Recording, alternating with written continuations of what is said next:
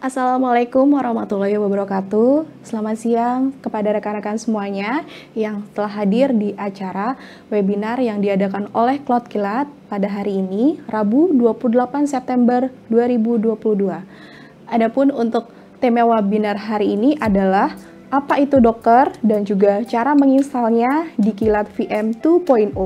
Sebelumnya izinkan saya untuk memperkenalkan diri dengan saya Asti yang nantinya akan memandu acara webinar hari ini dari awal hingga akhir. Dan juga kami ingin menyapa narasumber kami yaitu Muhammad Afif Albana selaku Cloud Engineer dari Cloud Kilat. Halo, selamat sore Mas Afif. Halo, selamat sore Mbak Asti. Sore. Apa kabar Mas Afif? Baik Mbak Asti. Mbak Asti apa kabar? Alhamdulillah baik. Gimana untuk webinar hari ini? Sudah siap? Sudah. Sudah, oke. Baik, untuk webinar hari ini tentunya akan direkam dan juga diunggah di channel YouTube Cloud Kilat. Kemudian di sesi tanya jawab nanti, pastikan para peserta yang hadir hari ini untuk mengajukan pertanyaan terbaik dan juga nantinya akan mendapatkan saldo OVO ataupun GoPay sebesar Rp100.000 untuk masing-masing pemenang. Dan juga pada acara webinar hari ini akan mendapatkan e-certificate dan tentunya para peserta harus mengisi form feedbacknya terlebih dahulu dan untuk linknya nantinya kami akan melampirkannya di kolom chat pada saat acara webinar berlangsung dan juga pastikan data diri yang ada di feedback formnya diisi dengan jelas dan juga benar. Jangan lupa untuk rekan-rekan sekalian untuk follow sosial media kami di Twitter, Instagram, @cloudkilat, Facebook fanpage Cloud Kilat dan juga subscribe dan juga like YouTube Cloud Kilat. Selanjutnya kami akan masuk ke dalam sesi materi yang akan dibawakan oleh Cloud Engineer dari Cloud Kilat yaitu Muhammad Afif Albana. Oke, halo semua. Terima kasih. Perkenalkan kembali nama saya Muhammad Afif Albana dan hari ini saya mau sharing tentang apa itu Docker dan bagaimana cara menginstalnya di Kilat VM 2.0. Mungkin dari teman-teman di sini udah banyak yang familiar dengan Docker. Docker itu sudah cukup populer lah ya di dunia perkontaineran. Biasanya digunakan untuk software development yang dari skala kecil hingga besar, dari tahapan developernya sampai ke tahapan productionnya. Tapi sebenarnya Docker itu nggak cuma digunakan oleh software developer, bisa juga untuk sysadmin, untuk DevOps, dan mungkin untuk orang yang misalkan dia ingin mencoba aplikasi tapi belum tahu aplikasi ini bagus atau enggak dan daripada ngerusak sistem yang dia punya, mending dia install di dalam Docker. Nah, Docker adalah tools atau platform perangkat lunak yang memungkinkan kita membuat, menguji, dan menerapkan aplikasi dengan cepat. Dan sebagaimana tools hanya berguna kalau kita tahu apa yang mau kita buat dan tujuannya. Kemudian Docker mengemas perangkat lunak dalam unit standar yang dibuat kontainer yang memiliki semua yang diperlukan perangkat lunak agar dapat berfungsi termasuk library-nya. Di sini untuk Docker itu ada sebentar ya.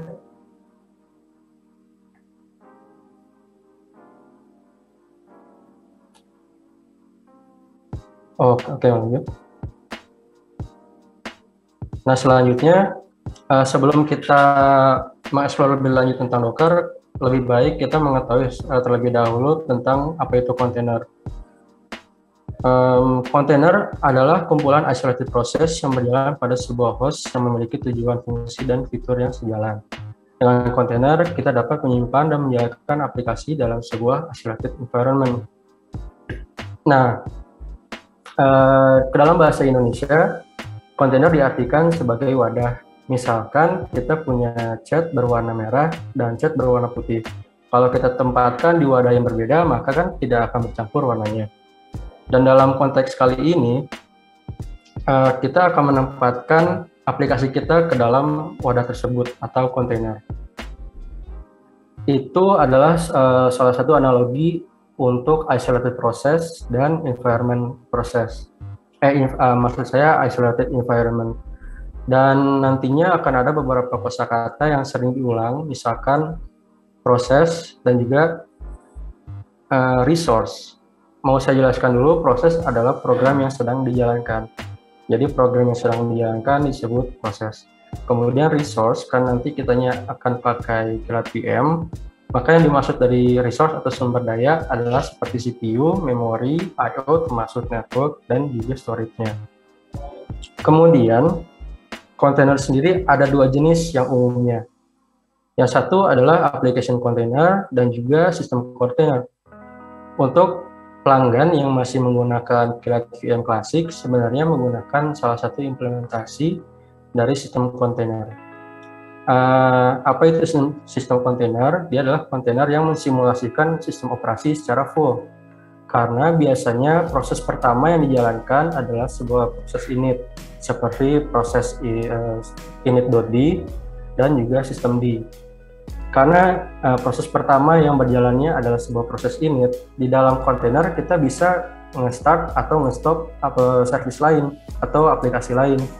Mungkin di sini ada yang pernah coba melakukan start-stop seperti Apache, dia kan bisa menggunakan command systemd start, kemudian nama service-nya Apache 2 atau HTTPD. Itu bisa karena si aplikasi berikutnya adalah hasil dari child-nya si proses ini tadi.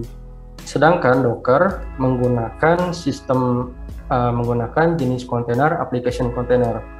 Yang berbeda adalah untuk application container, proses initnya itu adalah aplikasi yang mau kita jalankan. Jadi misalkan kita menjalani Apache nih, maka proses yang pertama yang dijalankan adalah si Apache-nya itu. Kalau si Apache-nya ini berhenti, mungkin karena dia memang sudah selesai atau si Apache-nya ada error, maka si kontainernya pun akan ikut berhenti. Jadi sifatnya si application container ini ephemeral atau tidak kekal. Sebentar, apa ini?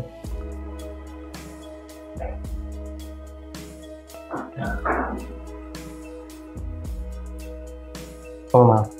Dan kalau misalkan di yang application container ini ada kerusakan, biasanya kita itu nggak memperbaikinya di dalam si container, tapi kita memperbaiki si aplikasinya yang mungkin karena bug atau error itu, kemudian nge-build kontainer baru dan mendeploy kontainer baru.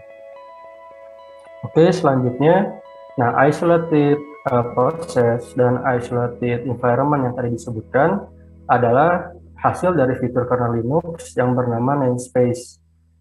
Ide utama dari sebuah namespace adalah untuk membuat global system menjadi lapisan abstrak.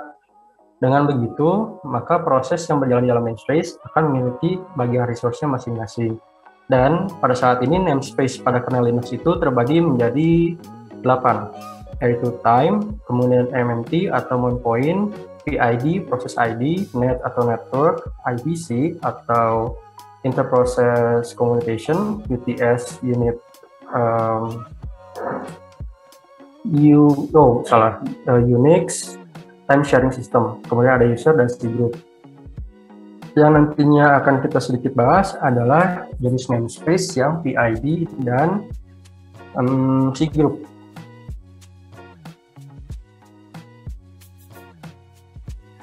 Oke, sekarang kita mau coba jelaskan yang namespace proses ID. Namespace yang jenisnya proses ID memberikan proses sebuah identifier atau ID yang berbeda di setiap namespace-nya. Mungkin di sini masih sedikit ambigu, jadi nanti akan kita jelaskan lebih lanjut dengan praktek. Sehingga proses yang berjalan di dalam namespace berbeda bisa memiliki PID yang sama tanpa terjadi konflik ID. Dan setiap proses akan memiliki minimal 2, yaitu sebuah PID di dalam namespace-nya dan PID pada sistem hostnya. Oke, untuk lebih jelasnya mau saya coba praktekkan. Saya mau login ke Kilat VM. Untuk ukurannya jelas mungkin ya, atau saya tambahin ya. Oke. Kita bisa tahu ada namespace apa aja dalam VM ini dengan komen ls ns. Di sini outputnya ada nomor atau nama si ns-nya yang ada di dalam kilat VM ini. Kemudian tadi kan ada beberapa jenis namespace, di sini juga ditampilkan, dan PID-nya. Kemudian ada komen, dan komen itu berjalan sebagai user apa.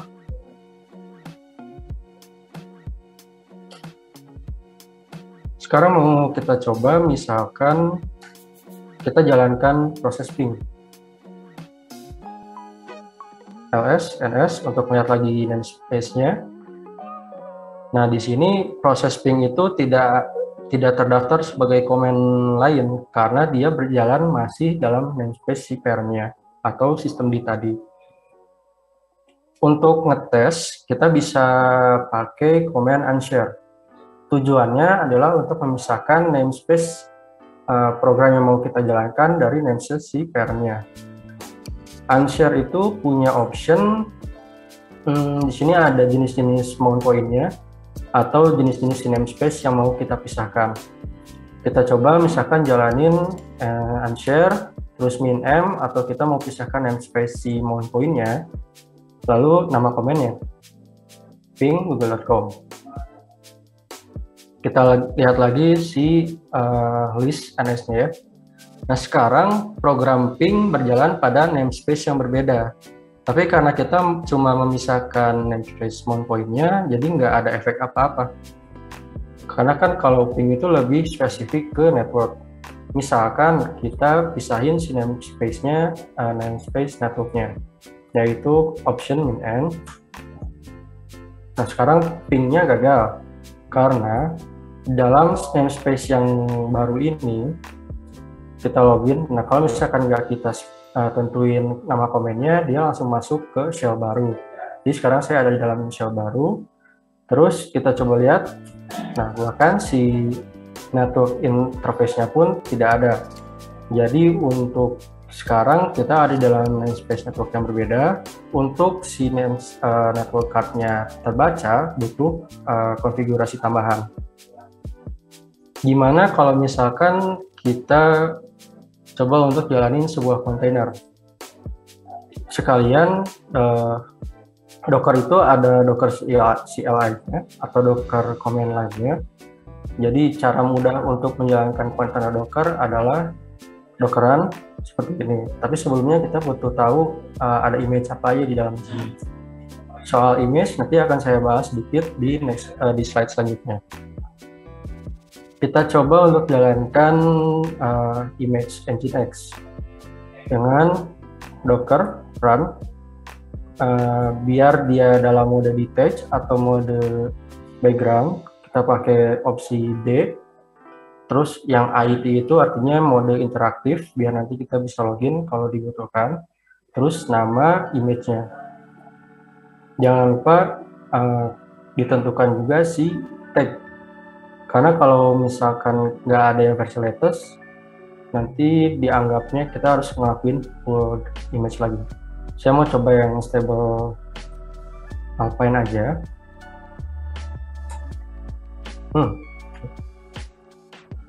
Salah ketik.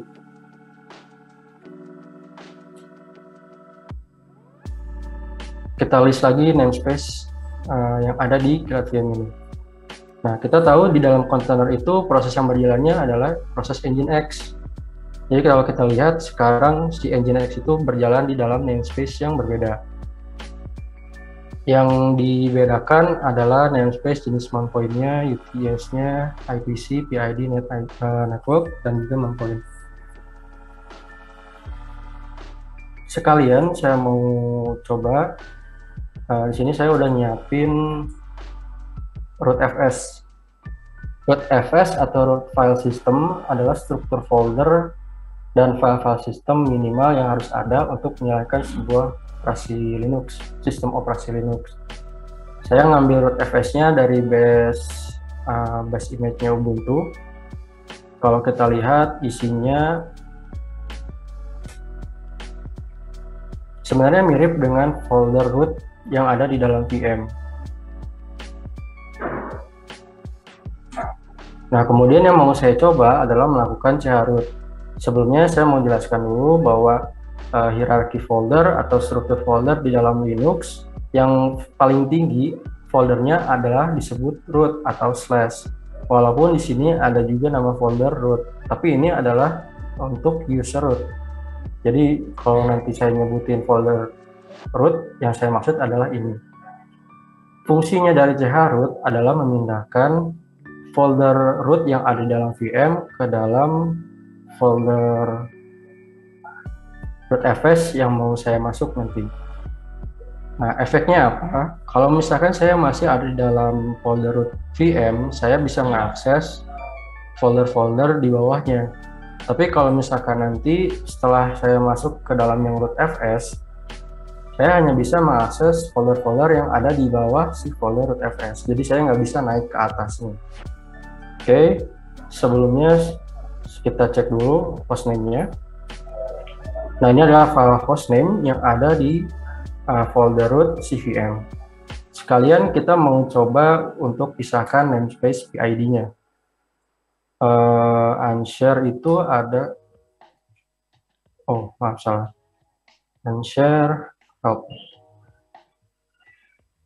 PID itu min P.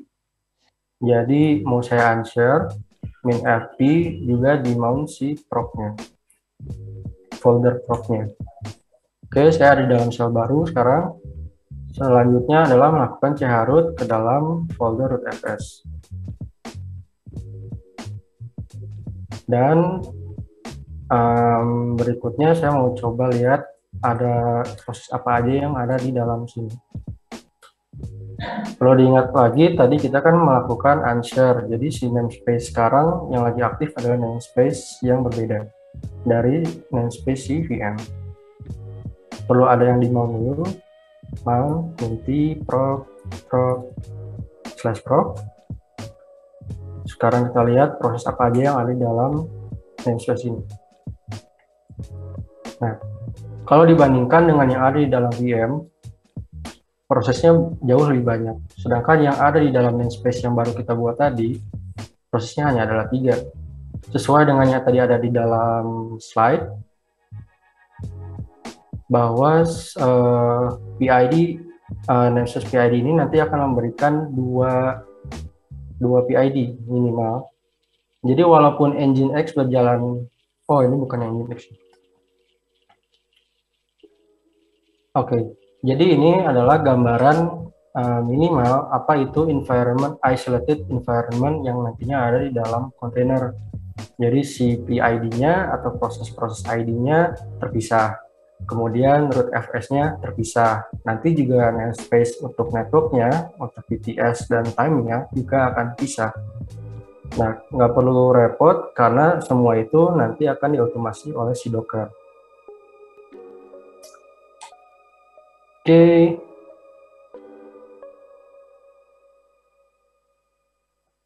Oh iya, saya mau jelasin kenapa kita butuh isolated environment. Salah satunya kemarin ada case pelanggan. Dia bilang kalau si VM-nya nggak bisa diakses. Dan pas kita cek, ternyata semua file sistemnya nggak ada, root-nya nggak ada. Ternyata yang dilakukan, dia salah ngapus folder, yang dihapus adalah folder rootnya. Kalau misalkan kejadian itu kejadiannya di dalam sebuah environment, isolated environment, maka kerusakannya hanya terbatas pada environment isolated tersebut. Kalau dia keluar dari chroot, maka si VM-nya masih jalan normal-normal aja. Dan juga misalkan aplikasi kita punya 2 aplikasi yang mau dijalankan di dalam satu VM.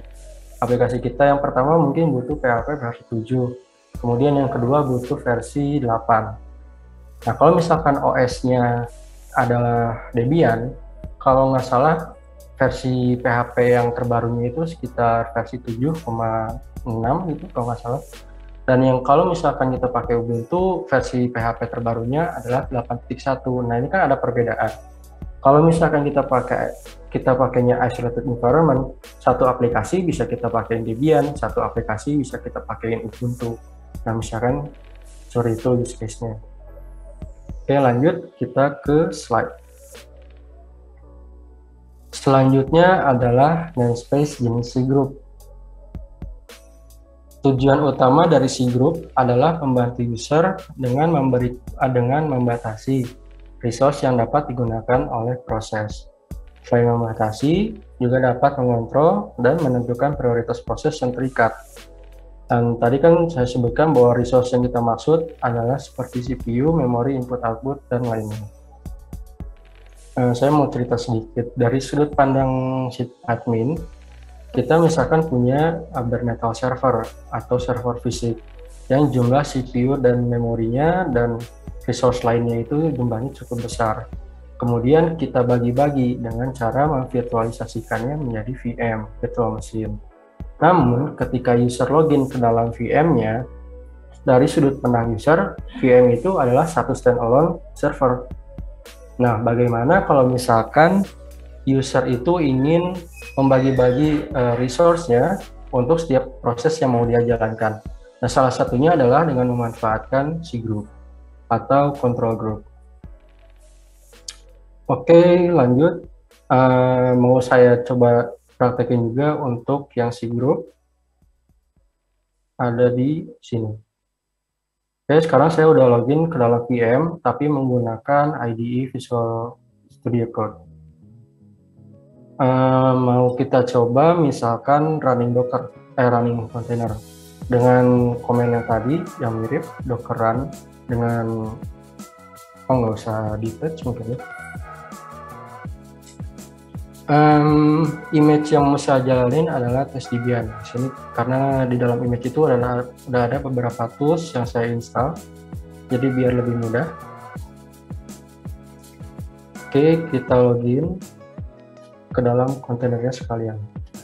Nah, pengaturan cgroup ada di dalam folder sys, kemudian fs, dan cgroup. Di sini udah ada beberapa file yang juga parameternya sudah di-set oleh si Docker. Diingat lagi, cgroup adalah untuk membatasi resource atau untuk mengatur si proses. Kita coba lihat berapa memori maksimalnya untuk si kontainer ini. Dalam file ini cuma ada output max, karena memang kita belum melakukan limit. Coba kita keluar dari kontainer, kemudian coba kita lihat si memorinya. Kalau lewat Docker CLI, untuk ngelakuin limit bisa menggunakan option min-m, kemudian kita limit memorinya 100 MB. Kita masuk lagi, kita lihat lagi tadi yang di dalam cgroup-nya.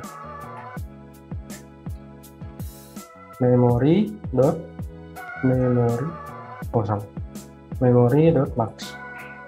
Nah, kurang lebih ini adalah 100 MB dalam satuan byte. Tadi dalam mode detach semuanya. Oh enggak. Coba kita pakai detach.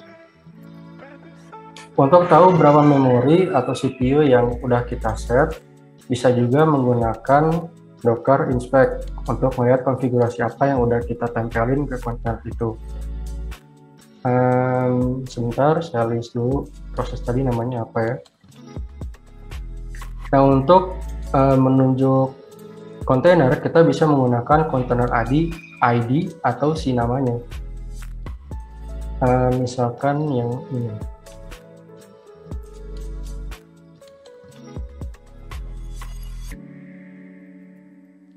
Kita mau lihat tadi memori yang kita set ada berapa. Maksudnya kita limit berapa. Inspect, kemudian nama VM-nya, outputnya seperti ini. Biar nggak terlalu sulit, kita filter memori. Jumlahnya sesuai tadi yang ada di dalam file cgroup max memory. Atau kita bisa lihat juga dari docker stat. Di sini dia bisa nampilin kontainer yang lagi jalan dan juga resource yang lagi dia pakai. Dan di sini kontainer yang lagi tadi yang kita limit, si memorinya terlimit 100 MB. Oke, untuk praktek yang cgroup, kita balik lagi ke slide. Selanjutnya adalah tentang Docker storage, Docker image. Nah, dalam konteks bahasan kita kali ini, image artinya bukan gambar, tapi image adalah sebuah template yang berisikan instruksi atau langkah dalam membuat Docker container. Biasanya sebuah image adalah hasil snapshot dari image lain yang berisikan instruksi tambahan. Maka, sebuah Docker container bisa diartikan juga image yang sedang kita jalankan. Oke, untuk tentang image, saya mau ngebahas tentang bagaimana cara kita mendapatkan image. Ada yang namanya Docker Registry atau repository container. Untuk Docker Hub ini dimanage langsung oleh Docker. Dan di sini ada tipe image yang private dan juga public. Kalau misalkan private, berarti kita butuh kredensial login untuk mendapatkannya. Kalau misalkan yang public, misalkan image-nya Nginx, dan di sini ada tag Docker Official Image, berarti si image ini di-maintain oleh si maintainernya Nginx. Oke, untuk cara mendapatkan image-nya cukup straightforward. Di sini juga ada caranya, yaitu Docker Pull Nginx. Pull adalah proses untuk mendownload image. Untuk nge-upload image, namanya push image. Selain cara mendapatkannya, juga ada cara pakainya di sini. Jadi kalau nanti misalkan teman-teman mau coba image, silahkan dibaca juga cara pakainya. Yang perlu diperhatikan di sini sebenarnya adalah tag-nya. Kalau misalkan kita cuma ngelakuin Docker Pull Nginx, maka diasumsikan kita mau ngedownload yang paling baru atau tag-nya adalah latest. Dalam development lebih baik kita tentukan juga si versinya, biar nanti continuity ke production-nya juga lebih enak. Nah di sini misalkan Nginx, dia tag-nya itu formatnya si versi Nginx-nya, kemudian ada versi Nginx-nya, terus juga OS-nya. Ada yang Alpine dan lain-lain. Kemudian kita coba untuk melakukan pull, yaitu download si image-nya. Pull Nginx.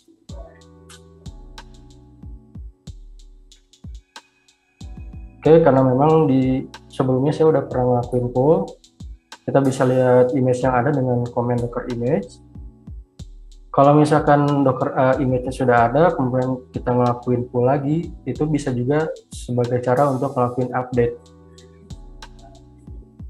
Nah, dalam presentasi tadi ada kalimat bahwa image itu biasanya snapshot dari image lainnya yang berisikan instruksi custom. Jadi Docker itu, atau langsung saya tunjukin aja, Docker history misalkan, untuk image yang tadi kita pull. Di sini kita bisa lihat layer by layer dari image Nginx. Outputnya adalah nama image-nya dalam bentuk random. Kemudian di sini ada instruksinya. Jadi image di dalam Docker dibuat dengan Docker build, dan setiap instruksi yang kita tambahkan ke dalam Docker build menjadi layer baru untuk kontainer finalnya nanti. Nah, kenapa di sini missing? Biasanya layer itu kan adalah sebuah snapshot dari image berikutnya, sebelumnya. Kalau kita ngelakuin push ke Docker Registry, image atau snapshot terakhirnya aja yang bakal dimasukkan. Walaupun data-data di bawahnya ini sebenarnya ada juga di dalam snapshot paling barunya. Fungsinya apa? Bahwa kita tahu Docker itu image-nya dalam bentuk layer. Misalkan kita pengen bikin aplikasi, base-nya adalah Ubuntu. Satu aplikasi adalah web server, Apache, kemudian satunya lagi adalah database. Misalkan dua ini sudah kita push. Nah, karena base-nya adalah Ubuntu, kita nggak perlu lagi nanti ketika ngelakuin pull, untuk download si Ubuntu-nya, karena layer-layer itu udah ada. Yang perlu kita download lagi adalah layer yang berisikan si Apache sama MariaDB-nya. Dengan begitu, maka pertama kita nggak perlu download banyak-banyak, dan juga storage kita bakal lebih irit, dan size image kita juga nantinya bakal jauh lebih kecil. Berikutnya, kita udah tahu caranya dapetin image dengan cara nge-pull. Kita tahu bahwa image itu bentuknya berlayer-layer. Kemudian yang mau kita lakukan adalah nge-push si image ini ke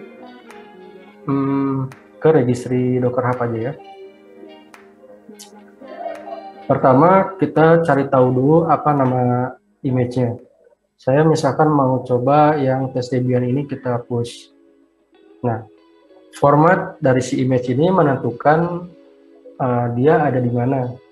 Kalau cuma nama image doang, bisa jadi dia ada di Docker Hub, karena itu adalah default registry-nya. Atau si image ini hanya ada di lokal Docker host kita doang. Untuk ngelakuin push, kita perlu ngerubah nama si image-nya dengan command docker tag. Docker tag bisa kita gunakan untuk mengubah nama si image. Docker tag, terus nama image yang lama, dan saya kan mau nge-push ke Docker Hub ya, ke Docker Hub di repository user saya. User saya di Docker Hub itu namanya Baibah, kemudian tes Debian.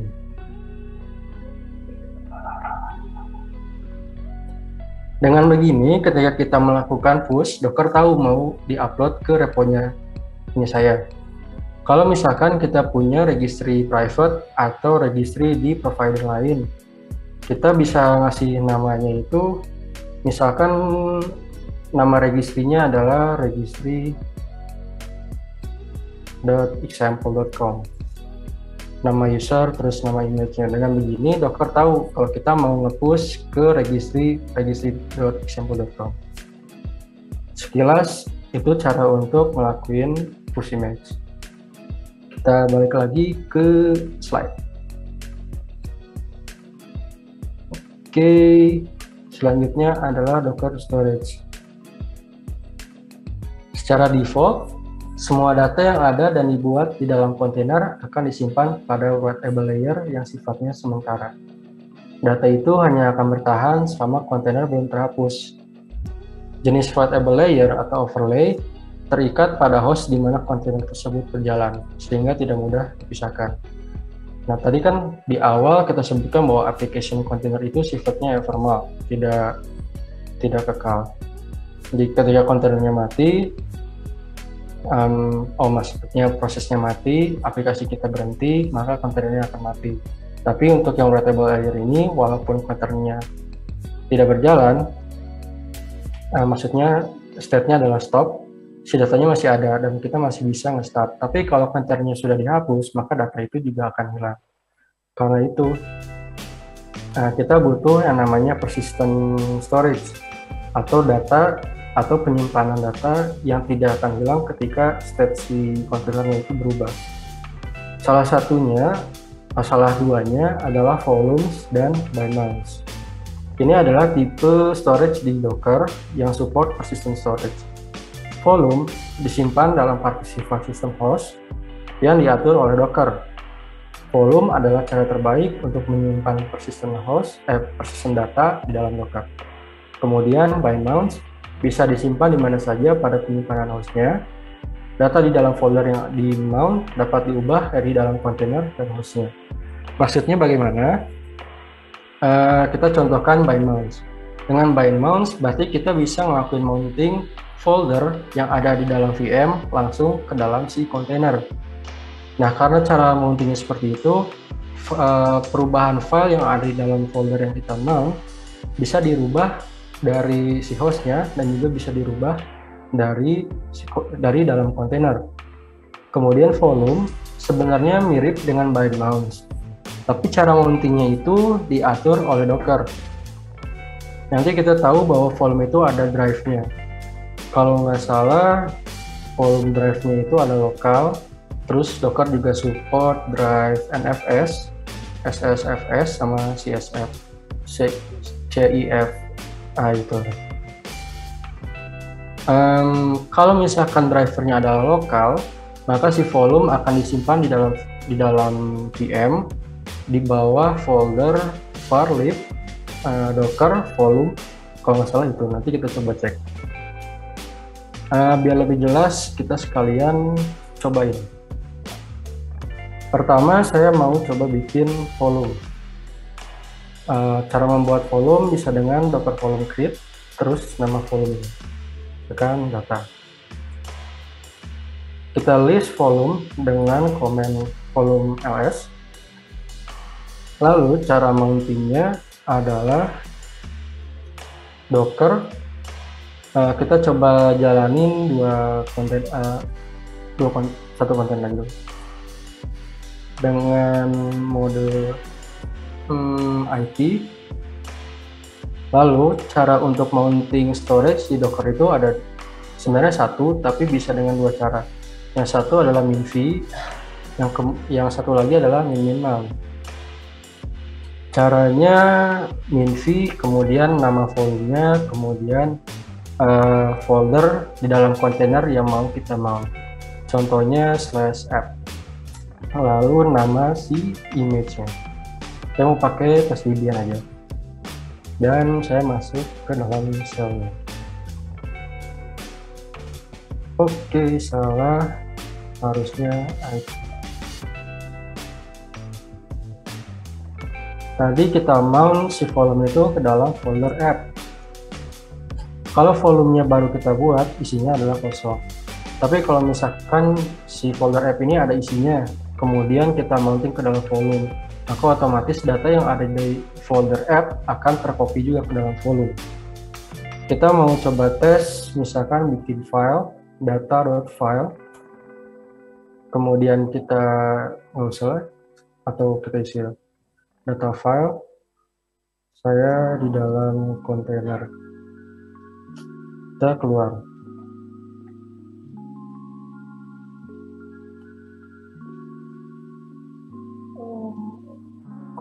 Biar nggak bingung, kontainer yang lain kita stop dulu. Docker stop, kemudian docker ps -qa. Fungsinya docker ps -qa adalah untuk nge-list kontainer ID-nya.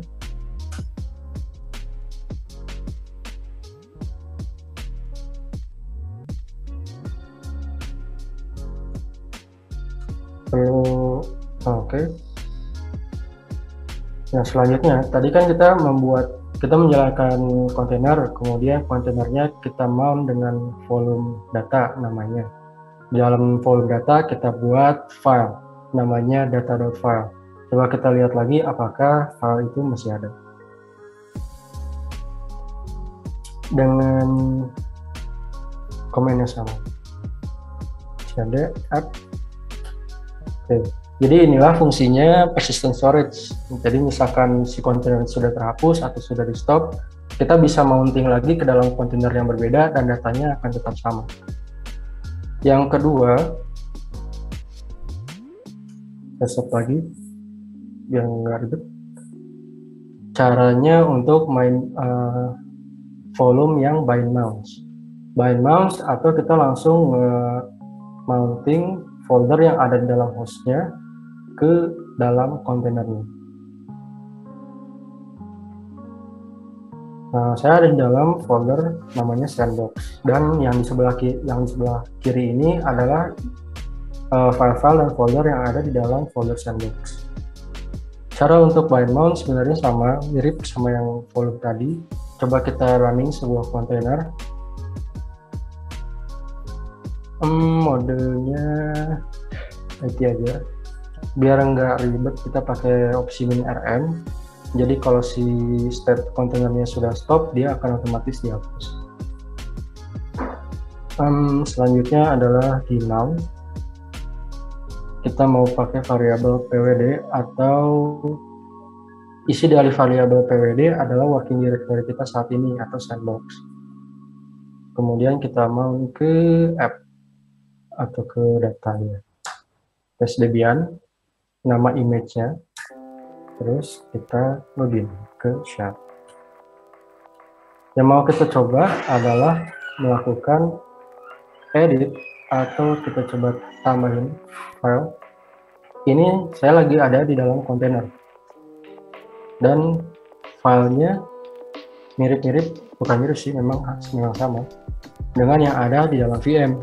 Jadi ketika kita melakukan penambahan file atau kita menambahkan file, otomatis di hostnya pun akan ada. Mau kita edit pun akan sama atau kita delete. Ada pro and con-nya dari si bind mount ini. Nah, misalkan ada dua kontainer yang kita mount dengan mode atau dengan tipe bind mount. Kalau misalkan dua aplikasi ini melakukan edit file yang sama, nantinya bisa terjadi bentrok. Itu adalah salah satu kekurangan dari bind mount. Makanya cara terbaik untuk persistent storage di Docker adalah volume. Untuk volume sepertinya itu. Selanjutnya kita balik ke slide. Oh ya, ada satu lagi yaitu tipe TMFS atau temporary yang hanya disimpan dalam memori sistem hostnya dan bersifat sementara. Jadi data yang kita mount dengan tipe TMFS ini nggak ada di dalam disknya si kontainer, nggak ada di dalam disknya si host. Dia berada di dalam memori.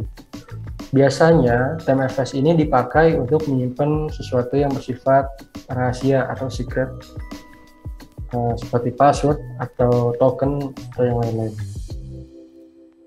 Oke, lanjut. Bahasan selanjutnya adalah Docker Network. Jadi Docker pun walaupun isolated, dia tetap butuh koneksi kan. Dia harus bisa connect internet untuk nge-update atau nge-download package. Dan dia juga harus bisa ngobrol sesama kontainer. Nah, layer network di Docker itu sebenarnya sudah dibuat secara abstrak dan kurang lebih kita nggak perlu peduli gitu. Tapi kita mending tahu ada tipe apa aja si Docker network ini, biar nanti kalau misalkan kontainer kita nggak bisa ngobrol kemana-mana, kita tahu mungkin kita salah nentuin driver networknya. Nah, salah satu driver network di Docker adalah Bridge. Bridge adalah driver network yang secara default akan digunakan jika tidak ada tipe data yang disebutkan. Contohnya kayak yang saya lakuin tadi, saya kan nggak nentuin driver networknya tuh, maka otomatis menggunakan Bridge default. Jadi Docker pun sudah menyediakan Bridge yang namanya default. Dan nanti bedanya adalah kita bisa membuat bridge baru atau nanti disebut user defined bridge. Yang berbeda adalah kalau misalkan yang default bridge itu kontainer A bisa manggil si kontainer B atau bisa ngobrol sama kontainer B lewat IP aja. Kalau user defined bridge ada fitur namanya name resolution. Jadi si kontainer A bisa manggil si kontainer B dengan namanya atau nama hostname-nya si kontainer B. Fungsinya apa? Karena Docker sifatnya ephemeral, ketika Docker itu mati, terus nanti kita buat lagi, IP-nya kan akan berganti-ganti. Dengan begitu kita nggak bisa ngelakuin hardcode IP itu di konfigurasi kita. Maka lebih baik kita pakai hostname. Nah, bridge ini biasanya digunakan saat diperlukan komunikasi antara beberapa kontainer di dalam Docker host yang sama.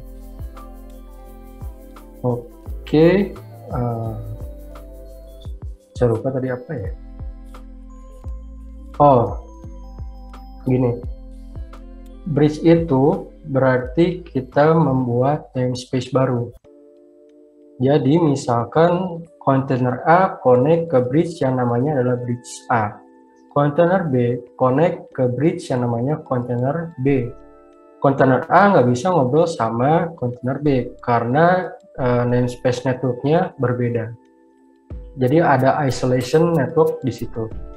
Kecuali network A sama network B connect-nya sama-sama ke bridge A, maka mereka si dua kontainer ini bisa saling ngobrol. Selanjutnya ada Docker network tipe host network. Host network driver menggunakan jaringan Docker host secara langsung. sehingga kontainer yang menggunakan driver host network dapat berkomunikasi dengan Docker tanpa ada batasan isolasi. Maksudnya, si kontainer ini dia menggunakan namespace-nya langsung namespace si host. Jadi kontainer kita nanti nggak butuh private IP lagi. Oh ya, BTW tadi yang Docker bridge itu untuk bisa terkoneksi ke internet, dia ada di belakang NAT, makanya ada network translation-nya. Makanya si kontainer yang di dalam bridge yang menggunakan network bridge tadi punya private IP, sedangkan yang kalau kontainernya pakai host network, dia nggak butuh private IP. Dia bisa langsung pakai public IP-nya si VM, atau kalau memang di VM-nya ada private network-nya juga, bisa juga langsung. Tapi pertama pro-nya dulu deh. Kenapa atau kapan kita pakai host network? Kita pakai host network ketika kontainer aplikasi di dalam kontainer kita butuh spesifikasi network yang intensif atau performance-nya tuh pengen yang terbaik gitu. Karena kalau kita pakainya bridge, dia kan ada network translation-nya dulu. Nah, negatifnya adalah karena dia ada di dalam namespace yang sama, yaitu namespace si host-nya. Kalau misalkan kontainer A, dia membuka service di port 80. Kemudian ada satu lagi kontainer B, dia juga buka di port 80. Nah, si kontainer B ini nggak akan bisa jalan karena portnya konflik. Nah, itu salah satu pro and cons dari menggunakan host network. Selanjutnya ada Docker network yang tipenya overlay.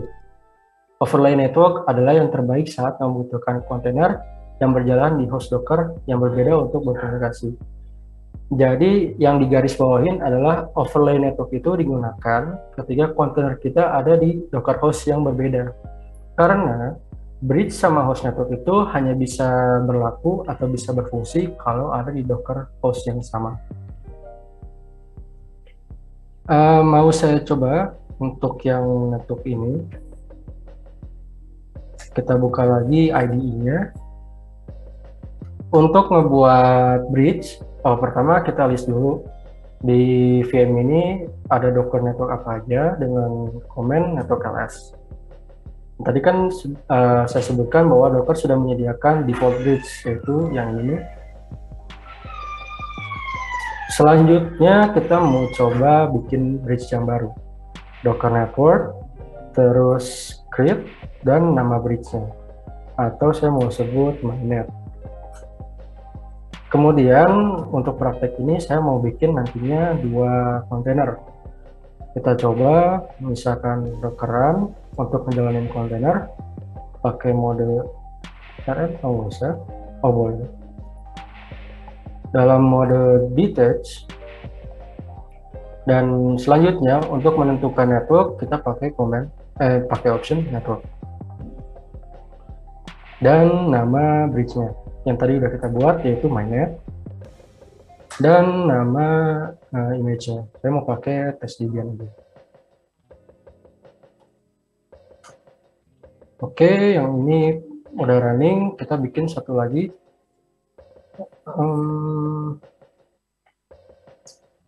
Atau biar beda kita namain deh. Jadi kita bisa ngasih nama juga ke kontainer dengan command name. Ini namanya dep2. Tapi kita nggak mau spesifikasiin networknya dulu. Jadi sekarang kita punya 2 kontainer. Yang satu menggunakan bridge-nya yang kita buat tadi, yaitu mainnet. Yang satu menggunakan bridge default. Kita masuk ke dalam kontainer dep2. Ada 2 cara untuk masuk ke dalam sebuah kontainer. Kita bisa ngelakuin exec atau execute yang nantinya akan membuka shell, yaitu exec it terus nama kontainernya, bukan nama image ya, nama kontainernya, kemudian shell-nya. Shell-nya di sini saya mau pakai bash. Jangan gini dulu ya. Mending kita coba attach si kontainer dep2 ini ke network bridge yang kita buat.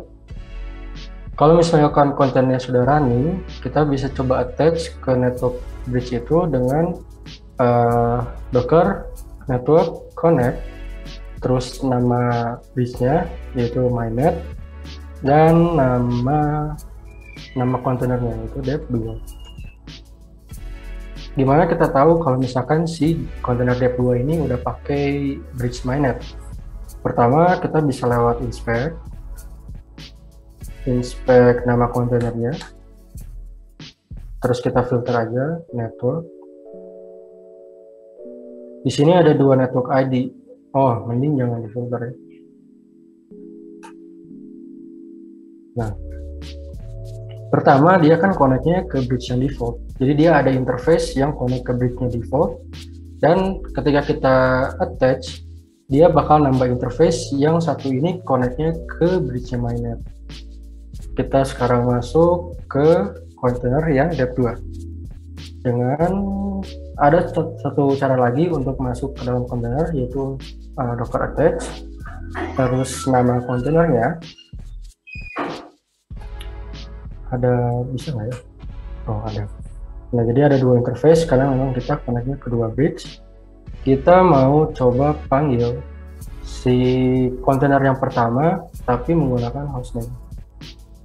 Jadi kita belum tahu kan IP-nya berapa. Bisa nggak ya? Tidak bisa. Oke. Coba kita bikin lagi satu kontainer, tapi namanya kita set. Atau si yang pertama nggak tahu. Oke. Step 1. Dia connect ke network mainnet. Untuk image-nya pakai tes Debian. Oh ya, mode detach.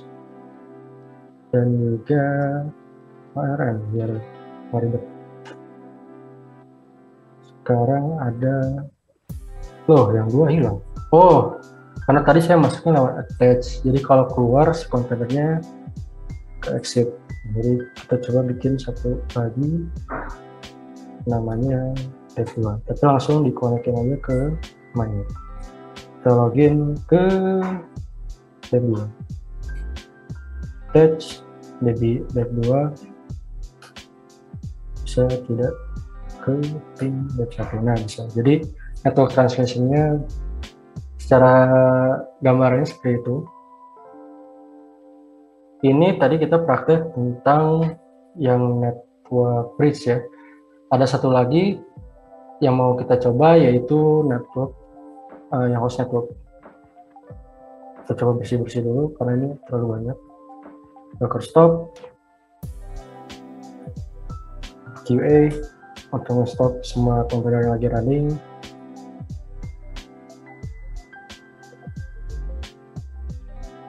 Tuh, sekalian hapus. Tapi cara ini jangan dilakukan di production karena ini masih sandbox, jadi ya udah.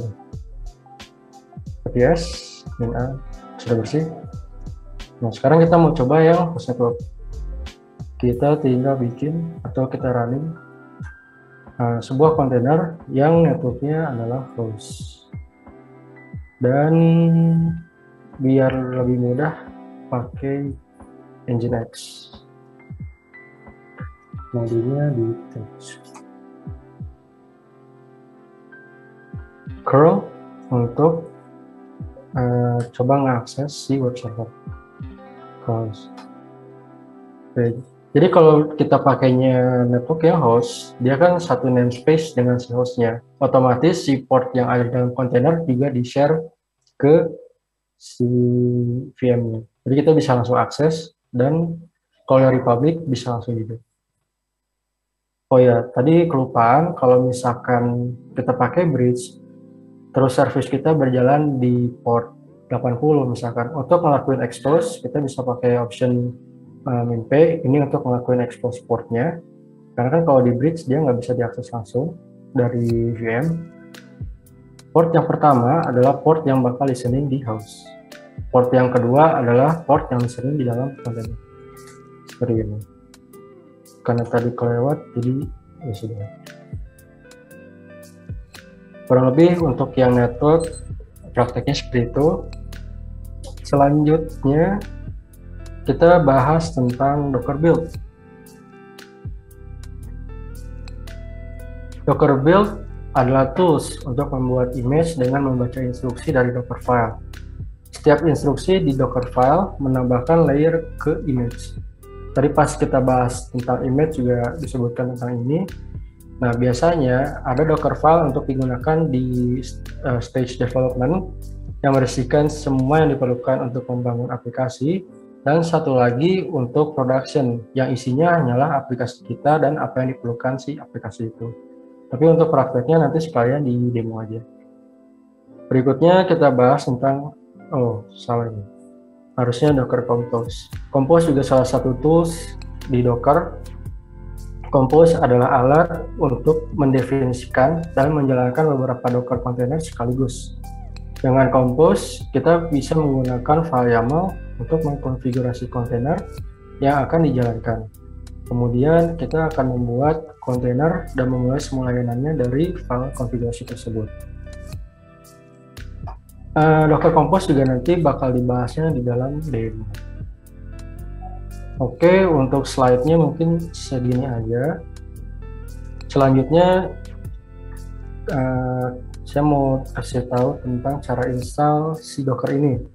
Kalau tadi di dalam VM saya kan udah install, jadi sebenarnya nggak perlu diulang. Tapi kalau teman-teman pengen nge-install Docker di laptop atau di VM-nya, bisa langsung ke websitenya Docker karena caranya emang sudah sangat-sangat mudah. Docker ada yang versi servernya atau tadi CLI-nya yang saya pakai, ada juga yang versi desktopnya. Dan sudah support di Windows, di Linux, dan di macOS.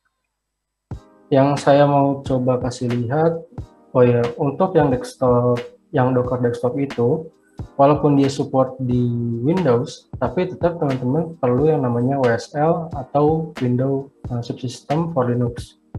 Karena untuk menjalankan namespace tadi kan adalah fitur dari kernel Linux. Selanjutnya, untuk yang mau coba install Docker di Ubuntu, cara yang saya sarankan yang paling mudah adalah menggunakan package manager Ubuntu atau Debian, yaitu apt. Caranya tinggal install dependensinya, kemudian download si key repo-nya, bikin reponya, update pakai package manager, kemudian install apa aja yang diperlukan, komponen apa aja yang diperlukan oleh si Docker. Nah, di sini ada Docker CE. Ini maksudnya Docker yang versi Community Edition. Docker menyediakan juga yang versi Enterprise atau Docker EE. Dan kita juga butuh Docker CLI-nya. Container di .io ini adalah Docker Runtime, atau sebenarnya kontainer kita itu yang menjalankannya adalah Docker Runtime ini. Kemudian kita install juga Docker Compose plugin biar nanti kita bisa pakai Docker Compose-nya.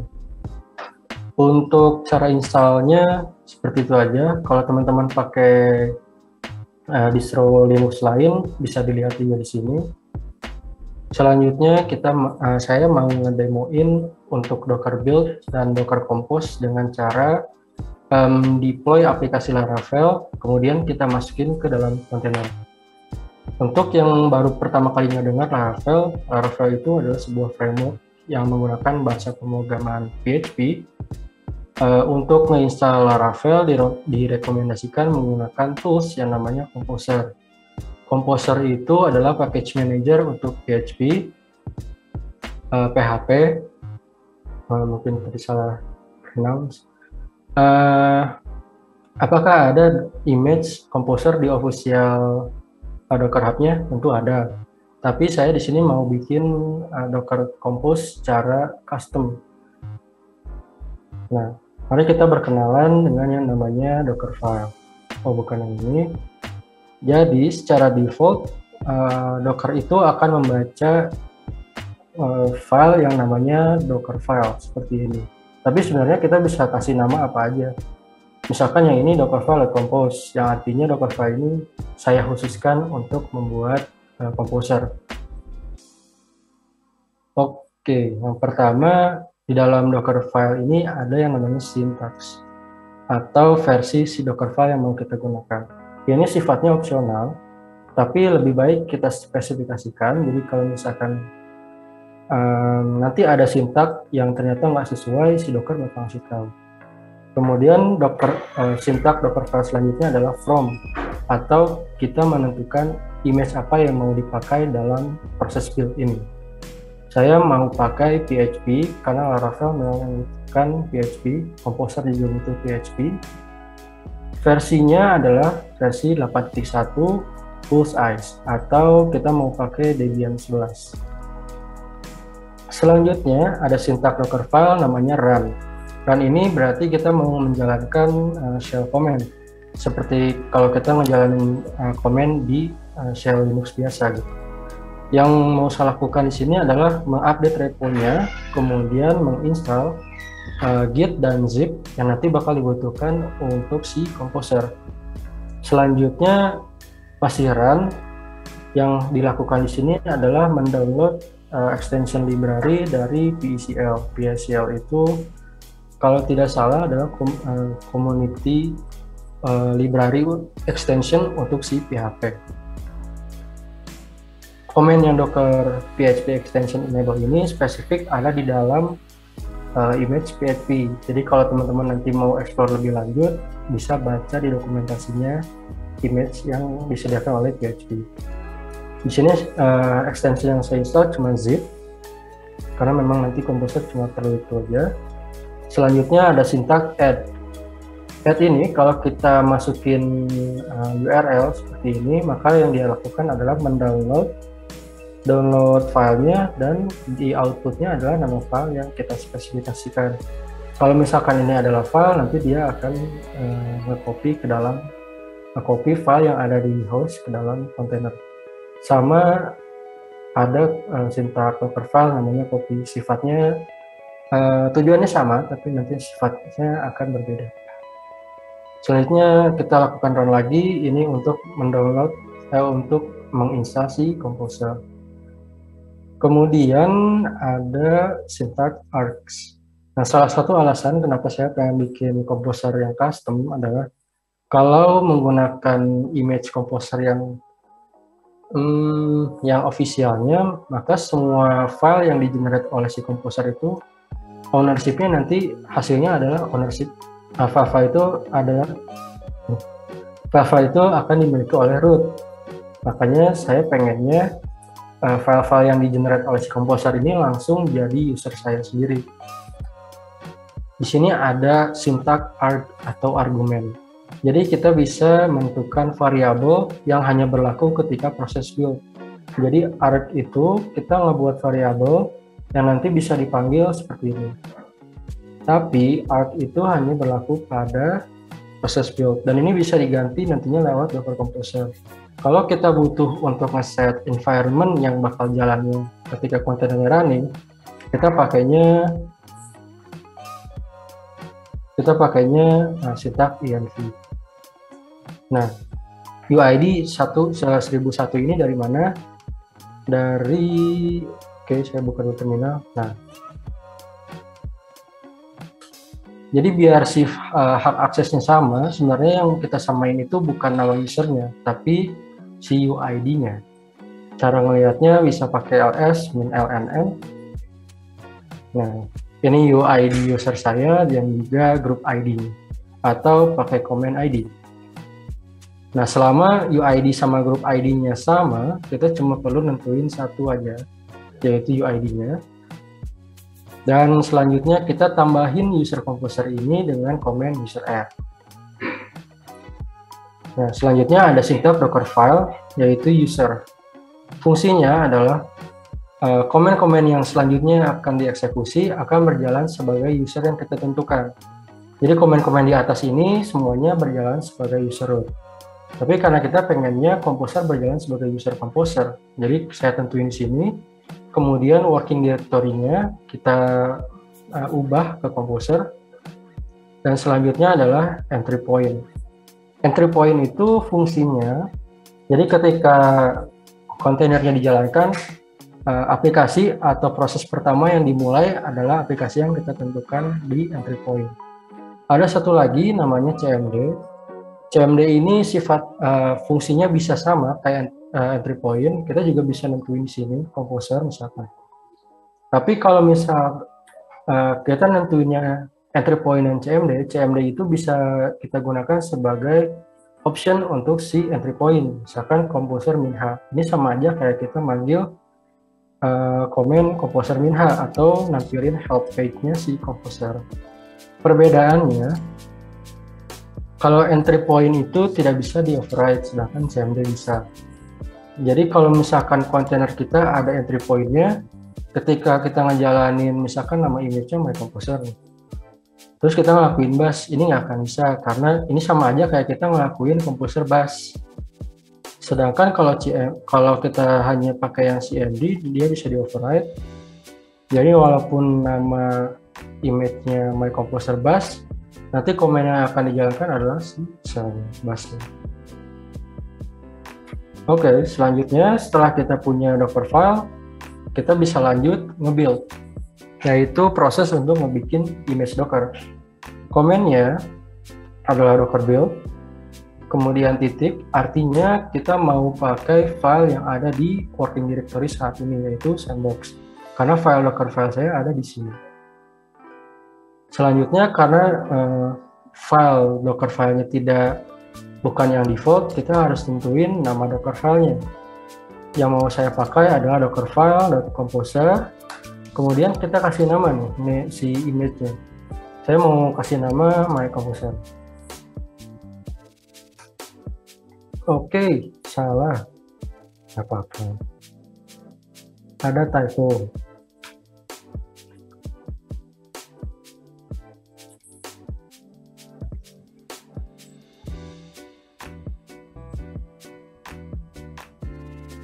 Tadi udah diingetin ternyata durasi.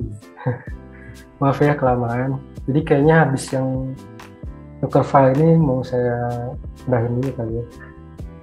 Oke, tadi kan udah ngejalanin Docker file, maksudnya ngelakuin Docker build. Hasilnya adalah sebuah image. Kita bisa list lagi image. Tadi namanya adalah my composer. Oke, maaf nih karena durasinya ternyata kelamaan, jadi beberapa demonya nggak saya lanjut. Untuk materi sekian dari saya kembalikan ke host. Terima kasih. Terima kasih banyak. Sangat berguna sekali materinya untuk hari ini. Kemudian kami ingin mengingatkan kembali kepada rekan-rekan semuanya untuk promo September Ceria.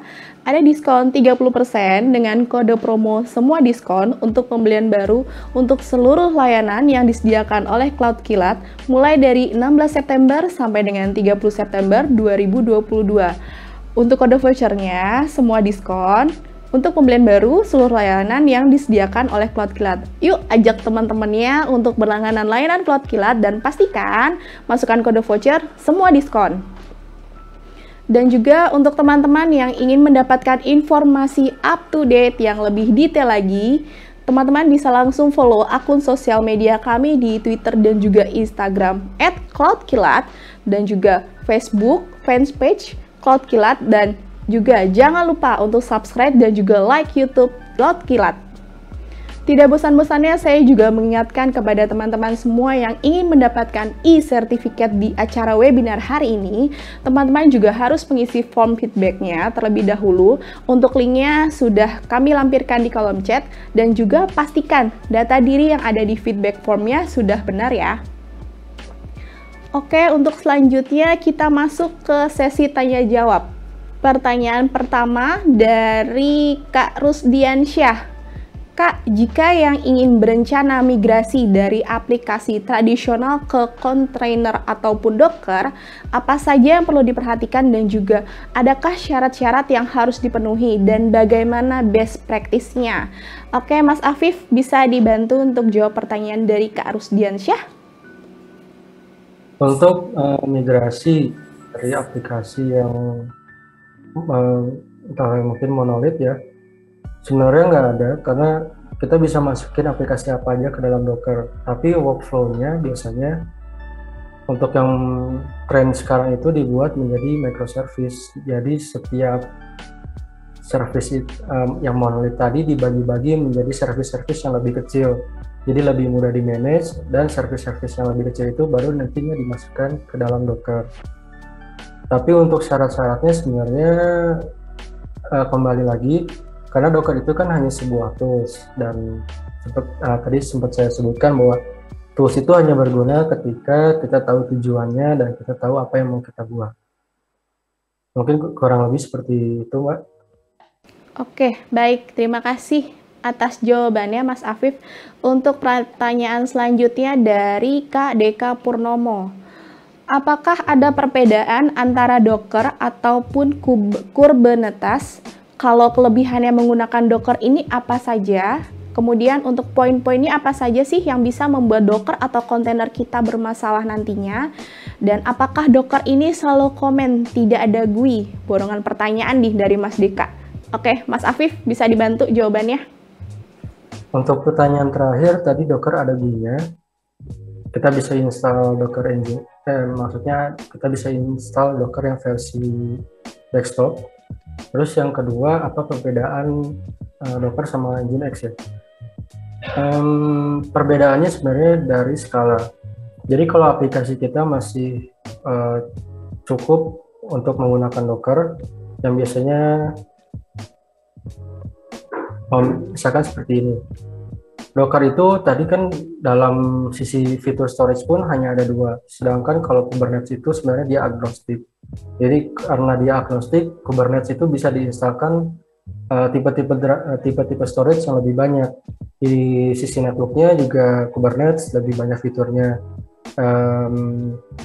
Singkatnya, Kubernetes lebih baik digunakan ketika skala aplikasi kita sudah terlalu besar untuk menggunakan Docker. Tapi kalau aplikasinya masih sekitaran web, mungkin CMS seperti itu ya, masih bisa menggunakan Docker. Dan nantinya karena kontainer runtime di Docker sama Kubernetes itu sama-sama bisa menggunakan container ID, jadi untuk migrasi sebenarnya lebih mudah. Jadi kita bisa buat aplikasi kita pakai Docker. Kemudian nanti ketika skalanya terlalu besar di Kubernetes-nya, kita tinggal pull image-nya. Nggak perlu ada perubahan di sisi aplikasi. Karena salah satu keuntungan dari menggunakan Docker adalah apa yang bekerja di aplikasi itu bekerja di lokal kita. Maka aplikasi itu harusnya bekerja di server dimanapun, karena mereka sudah ada di dalam sebuah wadah yang sama. Yang perlu diperhatikan mungkin adalah versinya.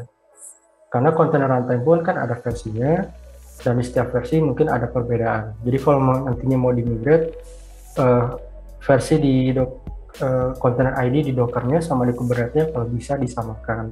OS-nya juga disamakan. Biar kita tahu kalau misalkan ada bug, oh ternyata versi yang itu yang ada bug, dan kita bisa melakukan update. Segitu mungkin, Mbak. Oke, untuk pertanyaan selanjutnya dari Kak Bagas Rudi. Tadi dijelaskan bahwa Docker bisa diinstal di Ubuntu. Apakah untuk Linux dengan distro lain support? Serta untuk proses kontainer data sendiri di Docker jika dibandingkan solusi lain, apakah di Docker sendiri lebih cepat untuk prosesnya? Dan juga pertanyaan selanjutnya, apakah mungkin Docker diimplementasikan pada perusahaan yang hanya memiliki IT support saja, yang artinya tidak memiliki pengetahuan yang expert untuk pengelolaannya? Bisa dibantu, Mas Afif? Untuk pertanyaan terakhir, apakah Docker hanya bisa digunakan oleh yang punya IT support? Sebenarnya enggak. Karena orang awam pun kalau misalkan mereka baca dokumentasinya Docker itu bisa ngerti, karena dokumentasi Docker itu sekarang sudah sangat user friendly lah ya istilahnya. Bahkan orang yang belum tahu tentang kontainer pun bisa menggunakan. Jadi nggak perlu ada IT supportnya seperti itu. Pertanyaan lain tadi apa ya? Yang pertanyaan pertama yang dijelaskan bahwa Docker bisa diinstal di Ubuntu, apakah untuk Linux dengan distro lain support? Serta untuk proses kontainer data sendiri di Docker, jika dibandingkan solusi lain, apakah di Docker sendiri lebih cepat processingnya? Untuk di Linux, distronya Oh, sudah banyak.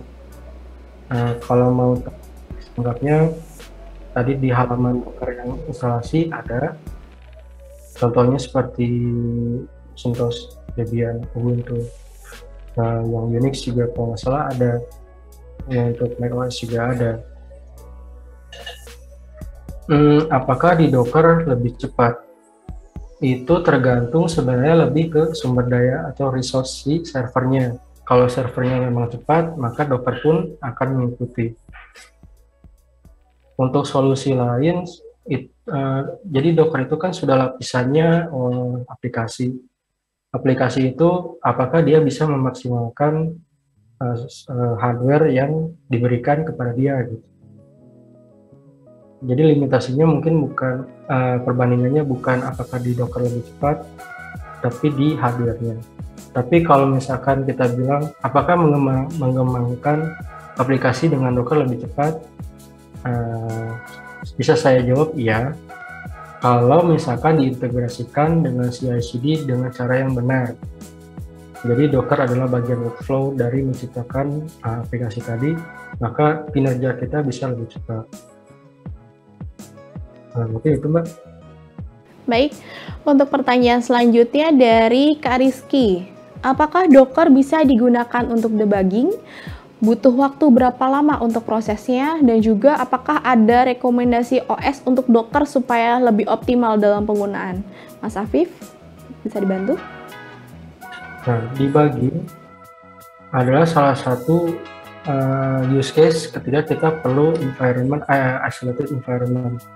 Makanya tadi di awal itu saya mau menjelaskan dulu tentang namespace, tentang isolated environment, tentang use case-nya si isolated environment. Ketika kita belum tahu nih aplikasi ini berbahaya atau enggak, aplikasi ini apakah akan merubah sistem kita atau enggak, kita butuh environment, isolated environment. Jadi debugging bagus di dalam Docker, apakah iya? Ya. Di Docker juga sebenarnya ada komen Docker logs, itu bisa menampilkan log yang ada di foreground ke shell kita. Atau ya nanti, karena tadi demonya nggak selesai, jadi nggak ada, maaf, jadi mungkin itu aja. Oke, untuk pertanyaan selanjutnya dari Kak Irwan Yuniar. Salam hormat, izin bertanya, apakah Docker ini ada menu web GUI-nya seperti Proxmox misalnya? Apakah semua konfigurasi hanya melalui terminal CLI? Mas Afif, bisa dibantu? Untuk yang sudah terjawab bahwa Docker support yang Docker desktop, tapi untuk melakukan konfigurasi tetap harus ada yang lewat command line.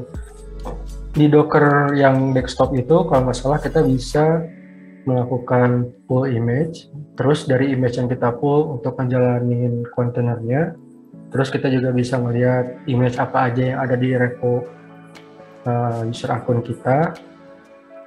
Ada beberapa fitur yang saya lupa, tapi memang untuk melakukan konfigurasinya tetap perlu dari CLI. Nah, biar nggak repot, kita biar nggak repot pakai CLI, sebenarnya solusinya adalah menggunakan Docker Compose. Jadi di situ kita mendefinisikan service, di situ juga kita mendefinisikan variabel, tipe image-nya, terus kita mau mounting si volumenya kemana, network-nya apa, dalam Docker file itu. Jadi nanti kalau si Docker file-nya, bukan Docker file, maksud saya Docker Compose. Kalau Docker Compose-nya sudah jadi, yang perlu kita lakukan adalah dengan komen Docker Compose up, dengan satu kali menjalankan komen itu, si kontainer kita atau beberapa kontainer kita sudah jalan dan terkonfigurasi dengan benar. Dan lebih baik dengan cara Docker Compose, karena manusia kan biasanya ada error. Kalau kita sering pakai CLI, terus ada option yang kelupaan, misalkan behavior-nya akan berbeda. Jadi lebih baik kita simpan konfigurasinya di dalam Docker Compose. Oke, baik. Untuk pertanyaan selanjutnya dari Kak Arif Mardianto. Izin bertanya, Saya pengguna Linux tapi belum pernah pakai Docker. Selama ini hanya sebatas cPanel dan Plex-Panel untuk membangun web WordPress. Jika saya ingin coba menggunakan Docker, apakah forum yang direkomendasikan untuk belajar Docker untuk pemula? Dan apakah Cloud Kilat ada layanan server uji coba penggunaan Docker 1 bulan bagi pemula? Nah, setahu saya ada image untuk WordPress yang disediakan di Docker Hub. Jadi biasanya orang-orang yang menggunakan control panel kan ingin mudah, tinggal install tinggal install WordPress-nya. Nah, sebenarnya menggunakan kontainer lebih mudah karena si WordPress-nya itu udah ada di dalam kontainer. Nanti kita tinggal konekin mungkin ke database-nya, terus rubah file-filenya. Jadi menurut saya lebih mudah untuk membuat website CMS WordPress menggunakan kontainer. Untuk pertanyaan kedua, apakah Cloud Kilat ada server test untuk Docker ya? Untuk Docker, sebenarnya kita ada layanan PaaS namanya Kilat Iron. Itu juga bisa menggunakan image Docker. Nah, kalau nggak salah masih ada yang trial atas sebulan apa 3 maksudnya sebulan apa 3 minggu gitu. Nah, nanti kalau misalkan Bapak ya, kalau misalkan Bapak ingin coba bisa buka kalau nggak salah websitenya kilatiron.com. Kalau misalkan salah nanti buka lagi aja di websitenya Cloud Kilat. Tapi nama layanannya Kilat Iron, bentuknya adalah PaaS. Jadi bukan pure Docker, tapi bisa menggunakan image Docker. Oke, untuk pertanyaan selanjutnya dari Kak Prayoga Wicaksono. Selamat sore, izin bertanya, untuk hardening Docker image, apakah bisa diukur tingkat keamanannya setelah dilakukannya hardening tersebut? Mas Afif, bisa dibantu?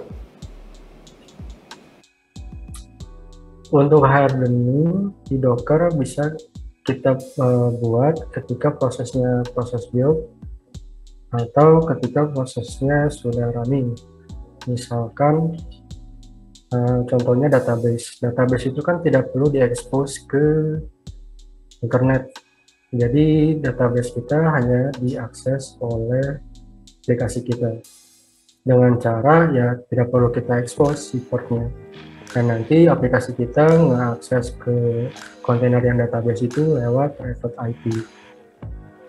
Secara general kalau misalkan hardening dari sisi Dockernya mungkin di limit dari connectivity-nya, tapi tentunya butuh hardening juga di sisi software. Atau salah satu caranya dengan jangan menjalankan user kita sebagai user root. Jadi ketika ada kemungkinan aplikasi kita kena retas, user yang nge-hack itu nggak akan dapat akses seperti root, jadi aksesnya terbatas. Nah, mungkin segitu Mbak bisa saya jawab. Oke, baik. Untuk pertanyaan terakhir nih Mas Afif, dari saudara Kiki Novianto, apakah Docker support untuk database Oracle dan SQL Server? Kalau support, bagaimana cara pengaplikasiannya? Monggo Mas Afif. Kalau nggak salah support, bahkan ada official image-nya di Docker Hub untuk yang Oracle DB. Cara pengaplikasiannya saya kurang tahu, tapi tentunya bakalan ada di Docker Hub untuk cara mengoperasikan si image-nya itu. Kurang lebih itu. Oke, terima kasih banyak Mas Afif atas jawaban dari pertanyaan-pertanyaan yang telah diajukan dari para peserta. Sebelumnya saya mohon maaf karena ada beberapa pertanyaan yang belum bisa dijawab semuanya. Selanjutnya untuk closing statement dari narasumber, Mas Afif silakan. Closing statement. Oh, di awal ya kan diperkenalkan sebagai closing. Nah, kebetulan nih kita lagi cari banyak, apalagi sekarang lagi musim hujan.